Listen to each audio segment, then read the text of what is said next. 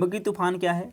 चुंबकीय ध्रुवों की शक्ति में वृद्धि, खगोलीय पिंडों के चुंबकीय क्षेत्र में गड़बड़ी, उत्तर और दक्षिण ध्रुवों पर परिवर्तन, या फिर उच्च चुंबकीय धाराओं के कारण महासागरों में उत्पन्न तूफान। क्या है यह है खगोलीय पिंडों के चुंबकीय क्षेत्र में गड़बड़ी। तो बी ऑप्शन सही हो जाएगा। जीवमंडल यानी कि बायोस्फीयर शब्द प्रथम बार व्यापक स्तर पर प्रयोग किसने किया था? डार्विन ने, ट्रिवार्था ने, लिनियस ने, या फिर वर्नाडस्की ने। किसने किया था? यह किया था वर्नाडस्की ने। D will be right. वर्षण के निम्नलिखित रूपों में से कौन सा एक धरातलीय सतह पर पहुंचने से पहले ही वाष्पीकृत हो जाता है? राइम, ग्रापेल, स्लीट, या फिर वर्गा। कौन सा है? यह है वर्गा। डी ऑप्शन करेक्ट हो जाएगा। सूची एक को सूची दो के साथ मिलाना है और बताना है। एक तरफ दिया है कोपेन का वर्गीकरण जो कि जलवायु के आधार पर है, और दूसरी तरफ दिया है जिस क्षेत्र में वह जलवायु वर्गीकरण पाया जाता है, जलवायु पाई जाती है, इस पे बेस है।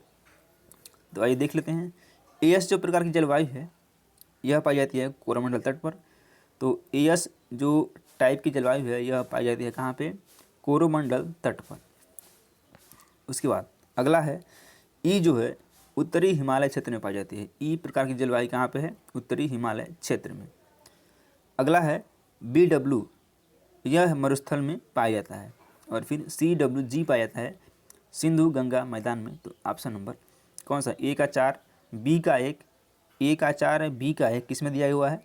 ये ऑप्शन नंबर बी में दिया हुआ है, और बी ऑप्शन क्या है इसका? सही है। निम्नलिखित में से कौन सी गुफा महाराष्ट्र में नहीं है? नहीं है पूछा क्या है?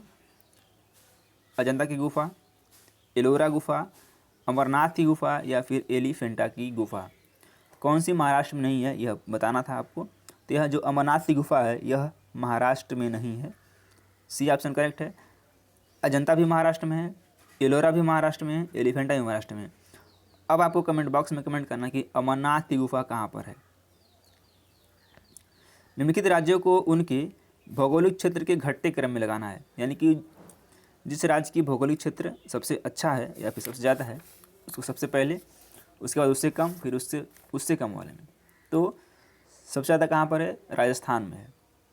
तो पहले राजस्थान आएगा, उसके बाद महाराष्ट्र है, फिर कर्नाटक है, फिर तमिलनाडु है। राजस्थान पहले नंबर पे आएगा, महाराष्ट्र दूसरे पे आएगा, कर्नाटक तीसरे पे आएगा, और तमिलनाडु चौथे पे आएगा।